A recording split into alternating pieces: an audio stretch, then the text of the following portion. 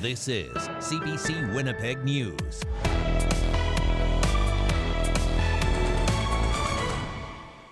Good evening. Thanks for joining us. Manitobans who install or upgrade their security systems can get $300 back from the province. The rebate was promised in the provincial budget almost 2 weeks ago. Today, the Justice Minister gave details of the program. CBC's Zubina Ahmed explains. So that's the Blink doorbell that we recently installed after the vandalism that occurred. Anamika Deb has a video doorbell at her front door for safety. Her family got it because the house was vandalized last month. I think it's a way for anyone that would try to cross that boundary it's a way for them not to. They'll see that you have a system in place and that'll deter crime. So I think I would say it would be very helpful. The cost will not be covered by the government through the new security rebate program. At a front yard, Justice Minister Matt Wiebe announced a $300 rebate for home and business security equipment. They will apply. I feel like it would really help, especially in this economy, help homeowners, regular Manitobans, to feel more secure in their communities. Wiebe says the rebate will be retroactive to September 1st. They will be reviewed on a first-come, first-served basis. Manitobans with multiple homes or multiple business locations can only apply for one location. However, the rebate can apply for multiple purchases for a single property or a business under the $300 threshold. Ravi Rambaran, owner of Four Crowns Bar and Grill on McPhillips, has had multiple break-ins at his property. He thinks the rebate is a step in the right direction. It might not be a bit much right now, but I think it's a step there and it gets the discussion going for sure. I think it also shows support for the more people that have cameras, the more likely that criminals are going to get caught, and that's what the key is. The Canadian Federation of Independent Businesses says the money isn't enough. Sioran Yu is the policy analyst. While we appreciate the rebate coming out, we definitely want to advocate for an expansion in the rebate program so that it includes reparative as well as proactive measures and to up the rebate amount. Wiebe says the government has budgeted $500,000 for the program. It can be used for cameras, alarms, motion detectors, or anti-graffiti film. Security subscriptions and monthly fees for alarm systems aren't eligible. Manitobans can apply in June. Zubina Ahmed, CBC News, Winnipeg. A man is facing charges after a meeting to sell an item led to a fight, a car chase, and a crash that sent multiple people to hospital last week. Video from a home security system shows sparks flying while the two trucks collided and flipped into a ditch on Raleigh Road just north of the city last week.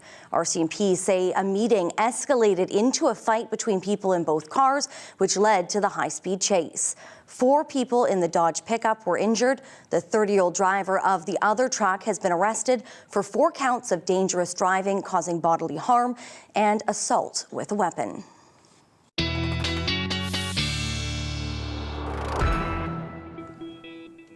And Riley Lachuk is in now for weather. Riley, a gorgeous weekend. I was outside, I got some walks in, got to the park. Things going to be very different this week, though. Things are looking very different, Brittany, yes. The convergence of 2 areas of low pressure, which I'll get to in a second here. Special weather statement for the Paw, Flin Flon, Lynn Lake, Thompson, Norway House. Yes, we're looking at up to 40 millimeters of rain, mixed in with some snow, most likely Flin Flon North getting some of that snow. A few scattered showers across southern Manitoba right now, but it's what's coming over the next 24 hours that we're watching. Yes, 2 lows, an Alberta Clipper and a Colorado low, spreading some rain into southern Manitoba from the Colorado low first thing and some snow into northern Manitoba. Yes, we're looking at pretty significant accumulations in parts of the province as a result of this. And yes, we can't also rule out some snow as we get later in the week, especially here in southern Manitoba, because look at these forecast highs dropping to 2s and 1s by the time we get to Thursday and Friday before we jump up again into next week. Brittany, we'll break it all down for you when I come back in a bit. Thank you, Riley. Quite a dip.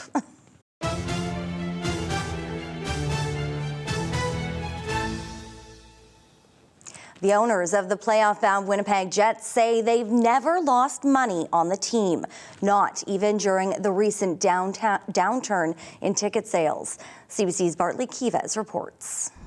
That's helpful. Ever since Mark Chipman, the executive chair of True North Sports and Entertainment, said low attendance at Canada Life Centre is not going to work over the long haul, fans of the Winnipeg Jets have been wondering, what you talking about, Mark? Chipman wasn't talking about packing up the Jets and leaving. He was talking about spending to the cap. NHL teams can spend $83.5 million on salaries, and if the Jets don't spend close to that kind of money, the team won't be competitive. In order to win, in order for fans to be engaged, you rightfully have to be doing everything you think you can to win. Mark Chipman says he wants to win a Stanley Cup. That's why the Jets didn't trade away center Mark Scheifele and goalie Connor Hellebuck last summer. Mark Chipman doesn't believe in tearing teams down and building them back up. I've learned from people in this business who've been invaluable with their advice in terms of, you know, the fallacy of tearing down a team, for example, the rebuild. Take the Boston Bruins, who won the Stanley Cup in 2011. They've been back to the final twice. Mark Chipman wants the Winnipeg Jets to be like Boston and contend for a cup every year. But can Winnipeg contend? Winnipeg was already challenged to begin with. It's by far the smallest market in the NHL. It's a long way from any other place. It has the smallest building. Mark Chipman doesn't see it as a disadvantage. I love the fact that we're the smallest market, and then we get up every morning trying to compete against, you know, great big enterprises that have more resources. So we're trying to win. Winnipeg has about 800,000 people. The Winnipeg metro area is closer to 900,000. Mark Chipman says that's big enough, thanks to revenue sharing from the league and the salary cap. True North also gets help from government. $576,000 in provincial property tax breaks, $246,000 in a business tax refund, the ability to collect $6.5 million in entertainment taxes, and about $2.5 million a year in gaming revenue. True North likes to point out what Winnipeg gets out of that. It's made $1.6 billion worth of real estate investments in downtown Winnipeg since 2004. It says it generates $616 million worth of economic activity every year. Also, it pays $133 million worth of tax every year. Mark Chipman says there's also a benefit on the ice. Since 2011, the Jets have won more games than any other Canadian team. 516 wins as of Thursday. So, do the Winnipeg Jets make a profit? Mark Chipman says they've never lost money. From an overall perspective, no, we've never lost money in our NHL years. Previous years we did. Chipman says none of the club's profits have been distributed to its owners. $83 million alone has been plowed right back into Canada Life Centre. We don't look at it like your garden variety business. You've probably heard us use the word stewards or trustees. Like, it's true, like, we own it because somebody has to own it, but it doesn't really belong to us. Some fans don't buy this. They don't like paying high prices for tickets, parking, popcorn, or beer.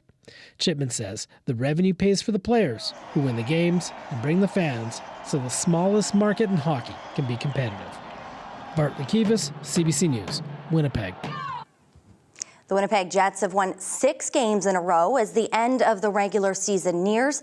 The Jets will play the Colorado Avalanche in the first round of the playoffs. Winnipeg can clinch second place in the Central Division and home ice advantage in Colorado with a win or overtime loss tomorrow night against Seattle.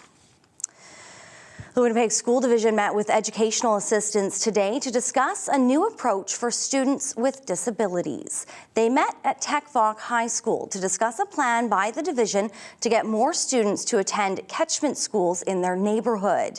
That would be instead of going to specialized programs at different schools. Now, those programs would still exist, but Superintendent Matt Henderson says parents would be given more choice. The Manitoba government and general employees represents more than 1,100 EAs in the division. President Kyle Ross says members were looking for clarity on what the changes would mean for them. I know when our members don't have the information, you tend to get fearful of what's going to happen. And our members are really want to know what's involved in their future. Henderson says the meeting was called to assure EAs there will be no job losses and no reductions in programming.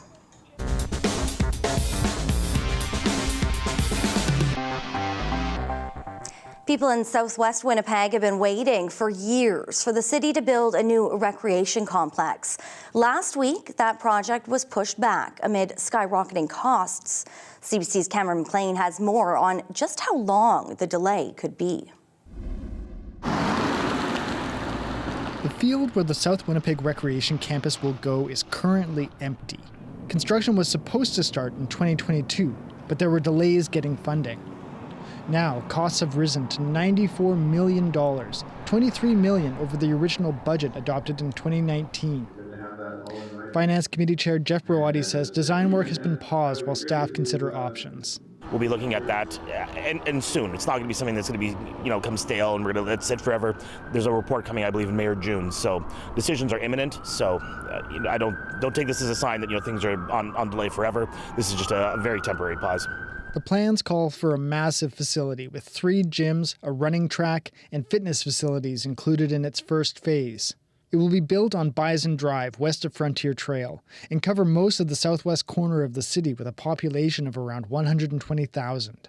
City staff will look for ways to save on the design, for example by reducing the size from 3 gyms to 2. They will also consider other financing options, like taking on more debt, and seek funding from other levels of government. Carla Remnant is the drop-in activities coordinator at the South Winnipeg Family Information Centre. She says the area has grown significantly in recent years. There's very few opportunities in South Winnipeg. It's such a big catchment area for families and seniors and other people to go get physical, meet with people, have that community connection. Remnant thinks families in the area would accept a smaller facility if it means making the project feasible. But the delay is a setback. I think that frustration would probably be a big thing, looking forward to something and it not happening, and just trying to seek out other alternatives until they start building something like that. If design work is completed by this fall, as city staff hope, the facility could be open by early 2027. Cameron McLean, CBC News, Winnipeg.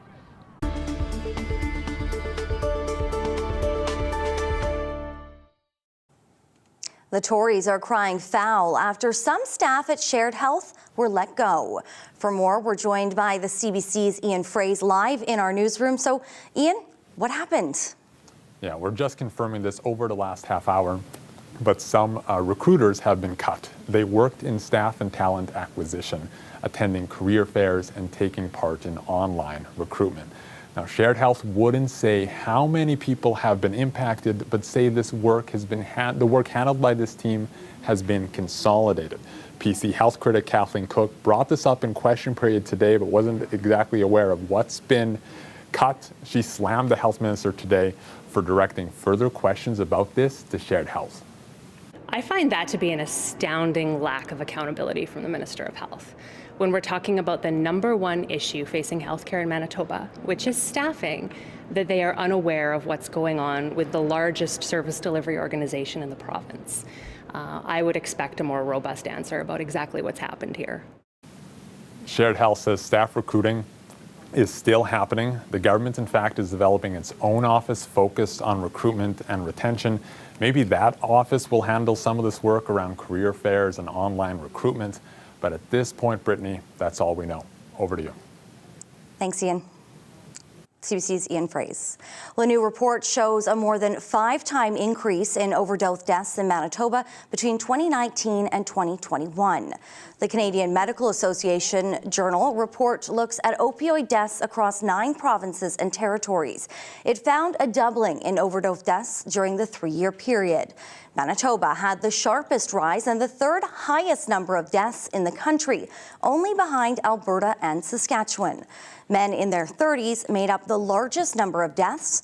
The report says the surge in fatal overdoses shows the need for more harm reduction services. The latest data hits close to home for Manitoba's Minister of Homelessness and Addictions.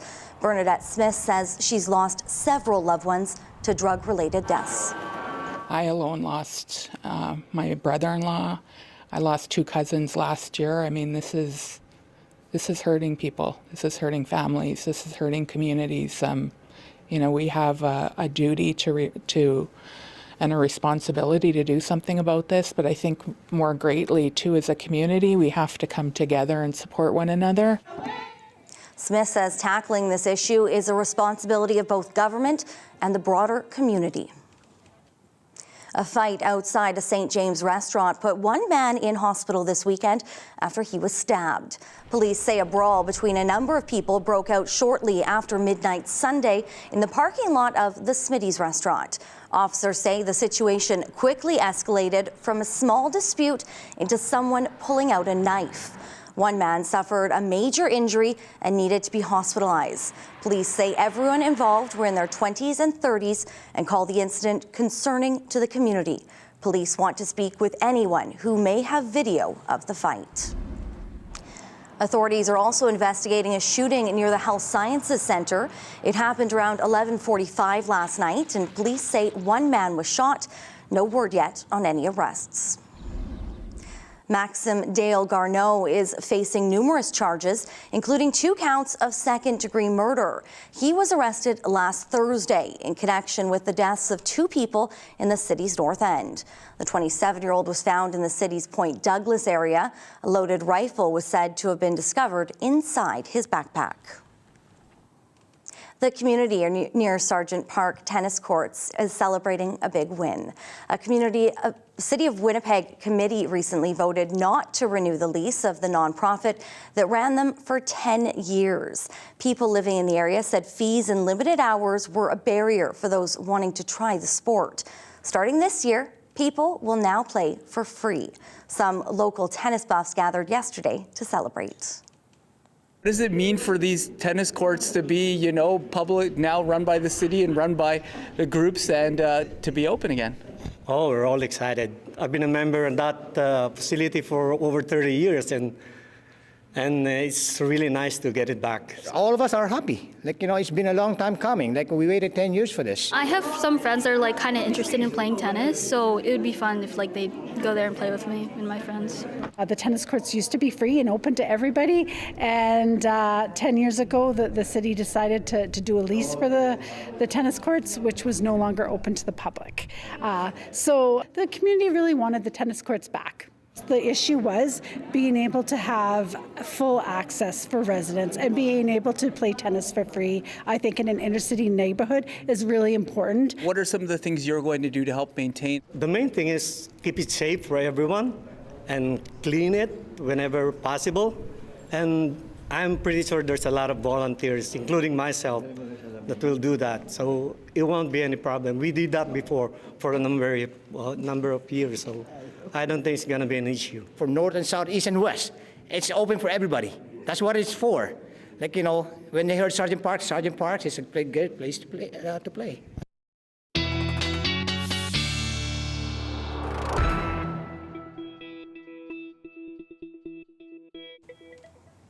Riley is back with us. And Riley, hopefully people got outside this weekend or possibly tonight. Good time to eke in a walk ahead of tomorrow. Yes, exactly. We'll get right into timing out these 2 systems for you, Brittany. Looking at Futurecast for the morning hours here, as we start to get into the overnight period, we'll start to see some of that cloud starting to build in ahead of a first band of some showers that will move in as we get into the morning hours tomorrow. So as we get into the overnight period, yes, even by midnight, we're looking at this sort of first wave of some precipitation starting to move in. As we get into the rest of the morning, though, we are looking at scattered showers tapering off by the time we get to the morning commute.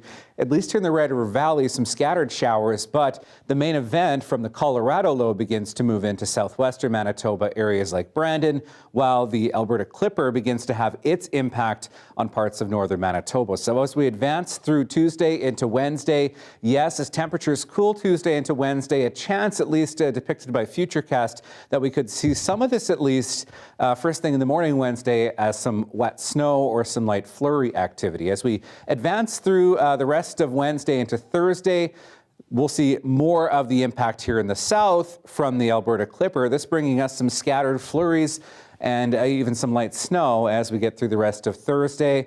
and tapering off as we get into Friday. So yes, we're looking at a bit of a messy wintry mix as we get into the next couple of days here at least, even through the balance of the work week. I'm saying about 15 to 25 millimeters of rain generally across the Red River Valley, a bit more back to the west, and yes, some pockets of even 40 plus millimeters of rain as we get through the next 48 hours at least. In terms of snow, most of the snowfall centered on Flin Flon, Lynn Lake, and north. This is where we can expect 15, maybe even up to 20 centimeters of snow, at least according to this particular forecast model, but certainly some accumulating snow, most of it through northwestern Manitoba, the northeast, and the Hudson Bay coast, looking at some lighter accumulations as we get through the next 48 hours by the time we start Thursday. In terms of winds not really much of a factor with this system. We're looking at winds picking up a bit as we get into the day on Tuesday, 20 gusting 40. Could see some pockets of gusts up to 50, especially through Winnipeg, down through the Red River Valley as we get through the day on Tuesday. As we start Wednesday, yes, winds do start to die down a bit. Not much of an impact, especially the further west and the further north you go through the day on Wednesday. So right now, Winnipeg at 12 degrees. We got to 15 this afternoon. Northeast winds at 28 at the moment. Overnight, we're looking at a low of 6. Scattered showers begin overnight tonight. We'll start to see the winds picking up first thing in the morning. A few showers first thing, tapering off by the time we hit, say, 8, 9 o'clock in the morning.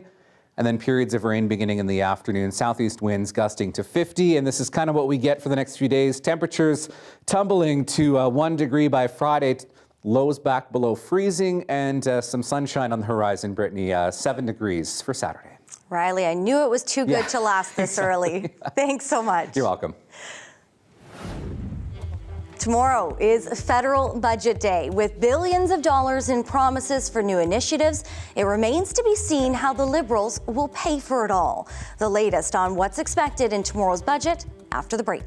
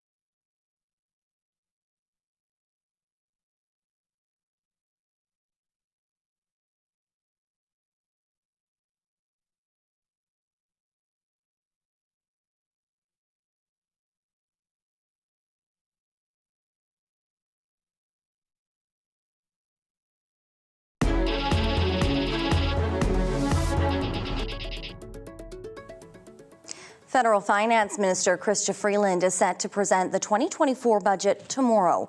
We already know the Liberal government intends to spend billions of dollars on new initiatives, but it remains to be seen how it will do that while keeping its promise to remain fiscally prudent. Ashley Burke has more.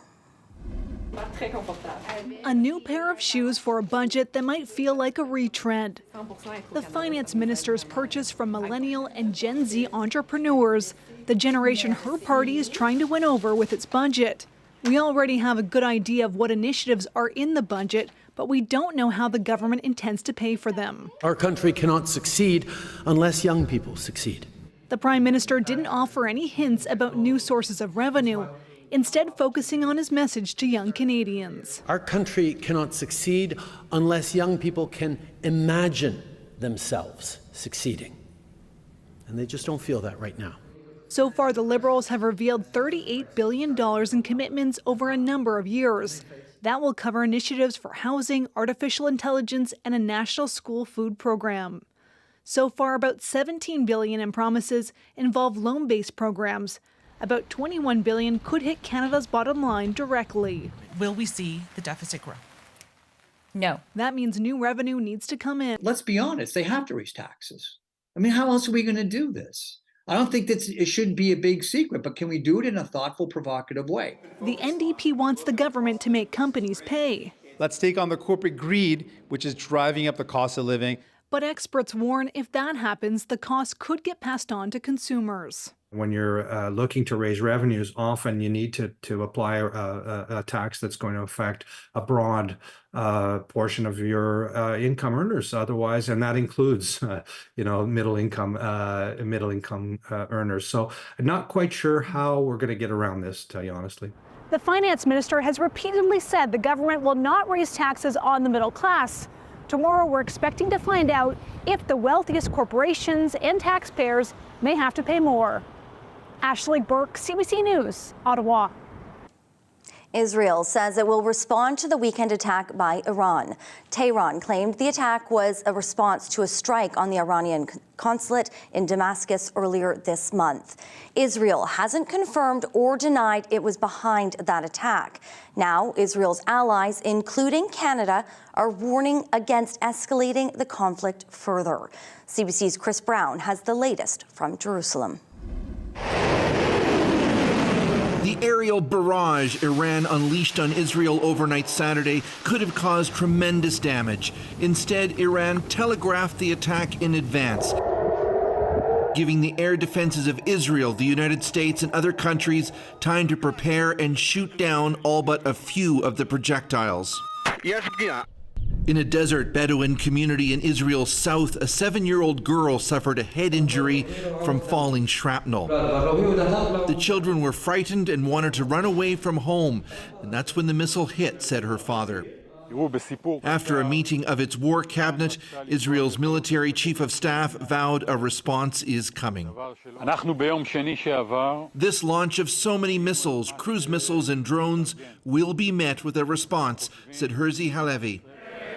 Across Europe and beyond, there are calls for restraint. We are working urgently with our allies to de-escalate the situation and prevent further bloodshed. We have been coordinating a diplomatic response to seek to prevent escalation. But unlike in Gaza, where Israel was largely in control and able to deflect international criticism of its conduct, it may have to listen more now. It required military coordination with the U.S. and even Israel's Arab neighbors such as Jordan to counter the Iranian strikes. We've carried out the attack on Israel in the framework of deterrence, said Iran's foreign minister, noting it was Israel that struck first by destroying its consulate in Damascus, Syria. He warned if Israel responds, Iran will not hesitate to attack again. Even if Israel does hit back, it's going to be something quite symbolic, I think, at this point. This Iran specialist says the country calibrated its attack to ensure Israeli casualties would be minimal, meaning Israel's response should be similar. In a sense, they gave Israel at least a ladder to not attack in a severe way, which would force them in a way to retaliate and to kind of escalate things to a much more violent course. The confrontation with Iran has at least temporarily shifted the world's focus away from Gaza and Israel's war with Hamas, and now also the West Bank, where violence between Israeli settlers and Palestinians has erupted. Chris Brown, CBC News, Jerusalem. The Iranian community of Manitoba says its members are worried about family and friends who still live in Iran. It's called on Canada to designate Iran's Revolutionary Guards as a terrorist organization, adding the regime must be stopped if there's ever going to be peace in the Middle East. Iranian is president of the Iranian community of Manitoba. He worries how the regime will use the conflict. The Islamic Republic regime will use a war or even a higher level of tensions as a tool to suppress the Iranian people even more. As we get ready to head into summer, you might be thinking about buying a recreational vehicle. We'll show you why it's a buyer's market right now. That's after the break. Stay with us.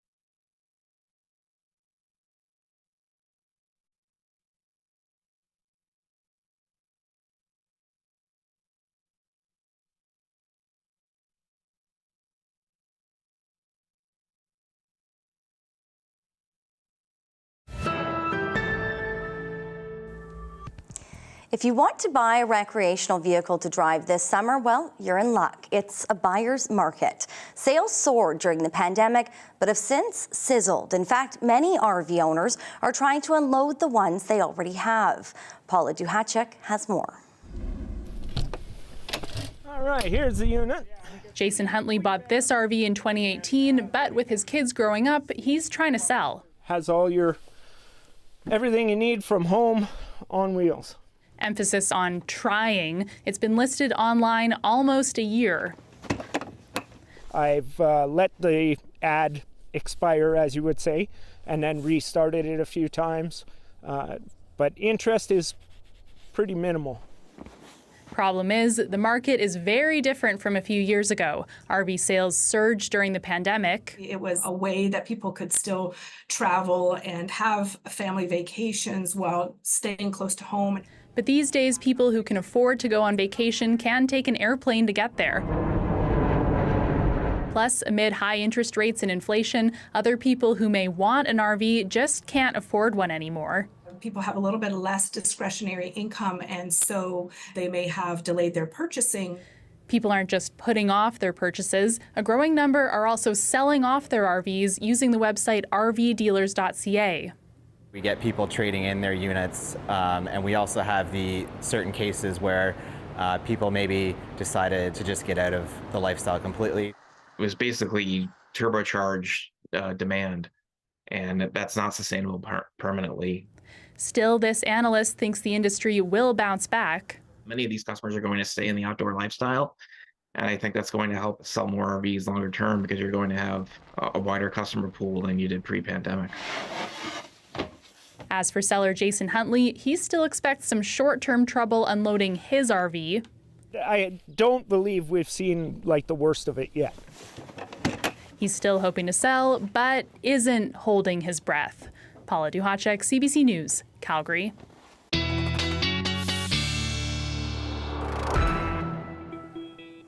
Riley Lachek is back. And Riley, you're watching two systems that are coming through. And if you don't know where your umbrella is, and you've already put away those snow boots like I have, so maybe this is my fault, go find them because you're going to need them. You're going to need them, Brittany. The dog tomorrow morning might need the booties as well before you head out. Looking at that dog walking forecast for tomorrow morning, yes, we are looking at a mainly cloudy start to the day. And I think the first time that I've done the dog walking forecast where we have a couple of red paws on the map. Yes, we're looking at that shower activity beginning through the afternoon tomorrow.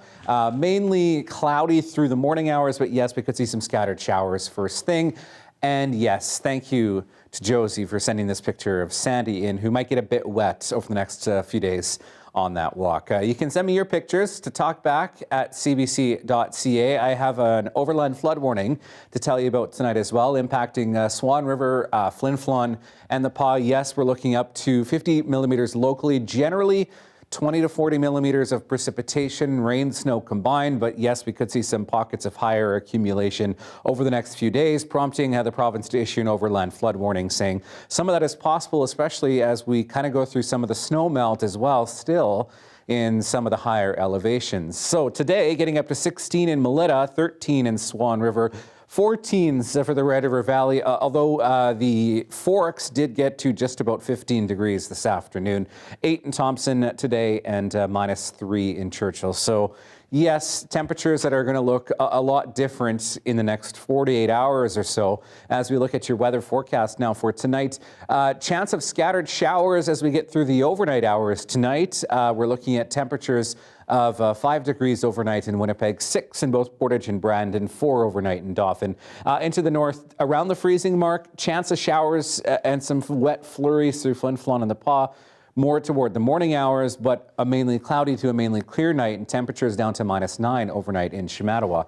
So starting the day tomorrow, we do see a mix of some rain and snow through Flin Flon and the Pas, making its way further to the north and to the east as we get through the day.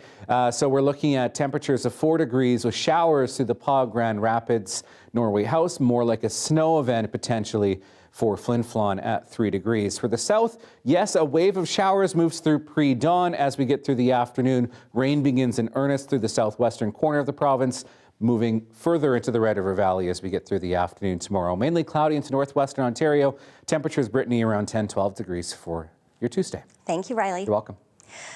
Well, with the Paris Olympics 3 months away, a Canadian athlete is hoping to compete there. She's honing her skills as a 3-on-3 basketball player, and she's getting a little help from her 5-year-old daughter. Erin Collins explains. As with any good team, communication is key. Do you need me to hold it for you?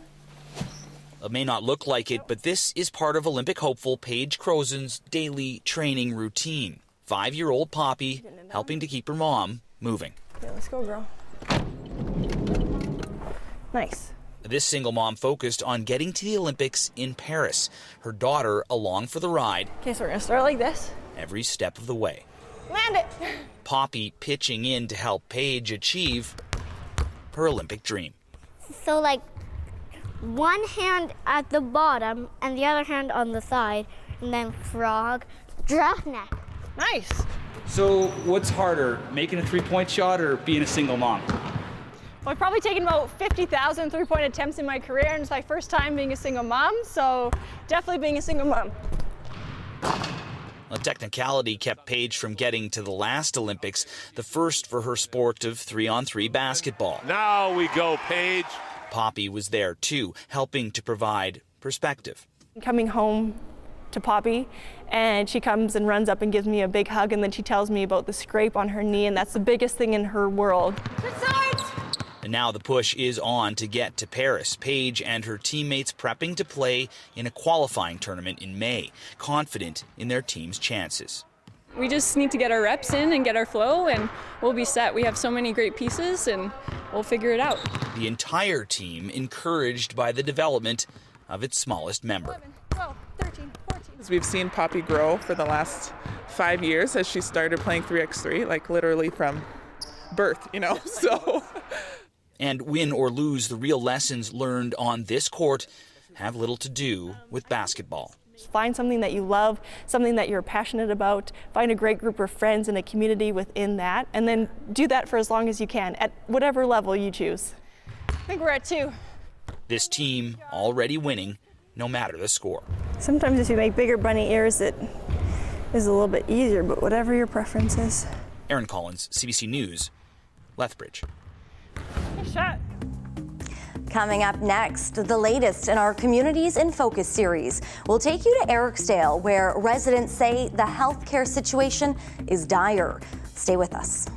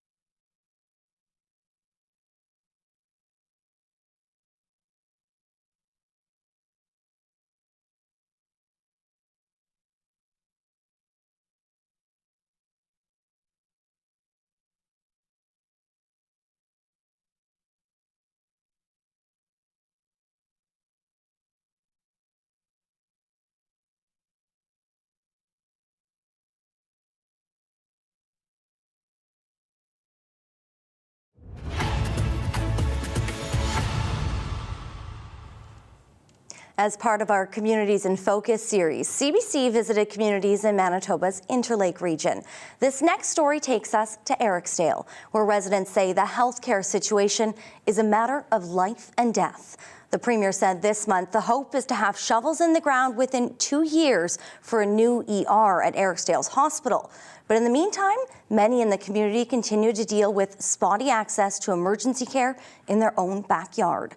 The CBC's Bryce Hoy has more from the community. Some longtime residents of Ericsdale and the surrounding areas say they receive high-quality emergency care here at E.M. Crow Memorial Hospital. That is when they can actually get into the emergency room. My heart stopped. Yep. 15 years ago, Dale Lloyd went into cardiac arrest while on the job here at Ericsdale's hospital. Had a phone message for the nursing staff, so I went out to the nurses' station to give it to them. And when I turned around to go back to the office, I dropped dead. She lucked out. Local nurses saved her life. They did what Ericsdale Hospital staff is perfect at. They brought me back to life, shipped me into Winnipeg, and I was there for a month while they fixed my heart. Lloyd was a medical records clerk at the hospital for 35 years. She says the emergency department used to be open 24/7, but in recent times, the ER has developed a different reputation. It's closed more than it's open. I think there are people in our community that are going to die because the services aren't there to save their lives. Data acquired by CBC through a Freedom of Information request suggests E.M. Crow Hospital was closed 63 times last year. Some closures just hours long, others days. In total, it amounted to 306 days of closures in 2023. The ER at Lakeshore Hospital in Ashern, 40 kilometers north, was open more, but its ER was closed 128 times, the equivalent of 91 days. The Interlake Eastern Regional Health Authority says there were at least 27 full days where both ERs were closed. That presents a grim scenario. Stonewall's at least an hour south, so depending on what's wrong with you, you might not stand a chance. Keith Lundale is a longtime local healthcare advocate and president of Ericsdale's Chamber of Commerce. A lot of times, even Ashern is closed, and we at times have had no ER open on Highway 6 at all. The 67-year-old says right now the ER is only open a few days a month. Lundale said a few years ago, a former nurse at the Ericsdale Hospital needed emergency care herself. Ericsdale was closed, so it was over to Ashern in an ambulance. She had access care because of her health. Ambulance was called. She says, "Oh, we have to take you. Can't take you to Ericsdale. We have to take you to Ashern." They got loaded up and said, "Oh, no, we can't take you to Ashern. They're closed." On the way to Stonewall, they got probably, I think, 20 miles down the road. Stonewall says, "No, we're closed now." And you know, just like it wasn't hallway medicine. It was highway medicine, and nobody deserves that. The NDP campaigned on a promise to build a new ER here. Premier Wab Kinew said this month the goal, have shovels in the ground within 2 years. But a big problem is staffing.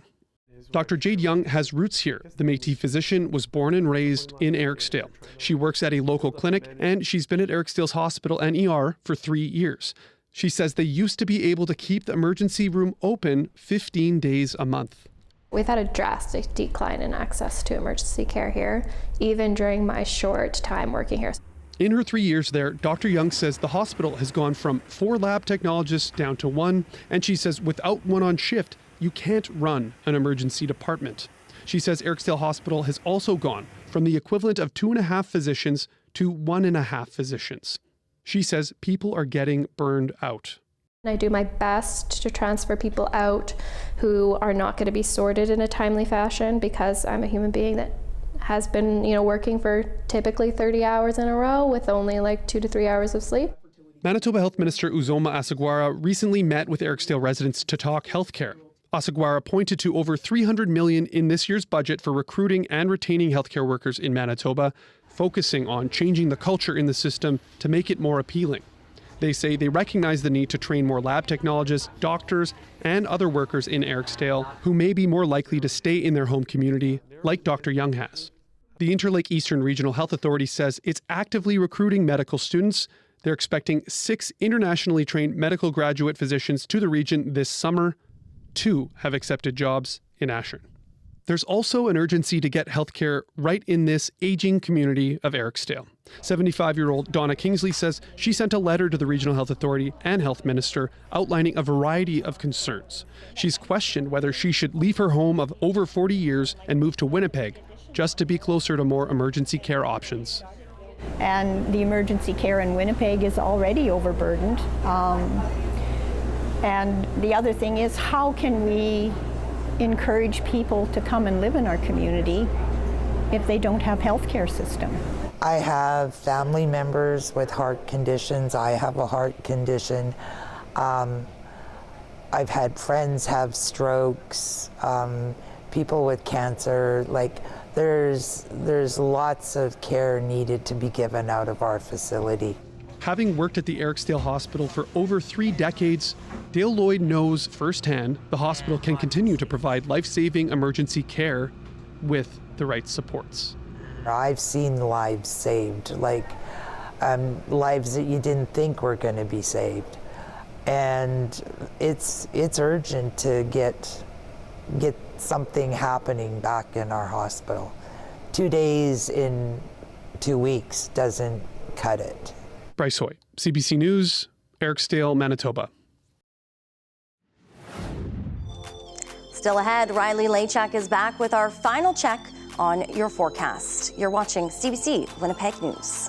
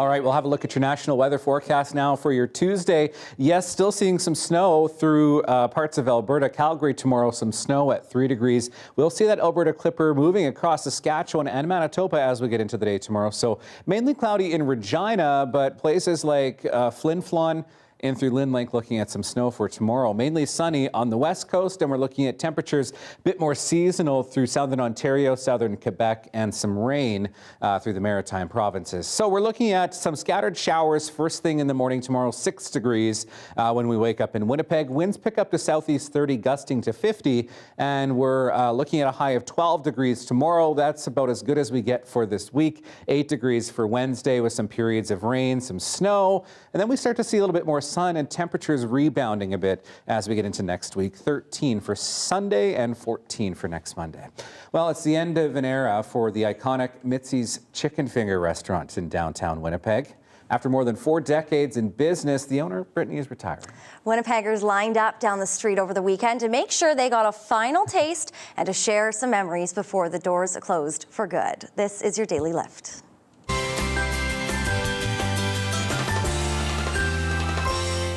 Doubt that I will ever find chicken fingers that are as good again. Like, the breading is perfect and it's always crispy on the outside, juicy on the inside. I may just stop eating chicken fingers because there's no reason now that Mitzi's gone. That was longtime customer Graham McDonald. He was one of dozens who waited in line outside the restaurant Saturday afternoon. Owner Shirley Ang retiring.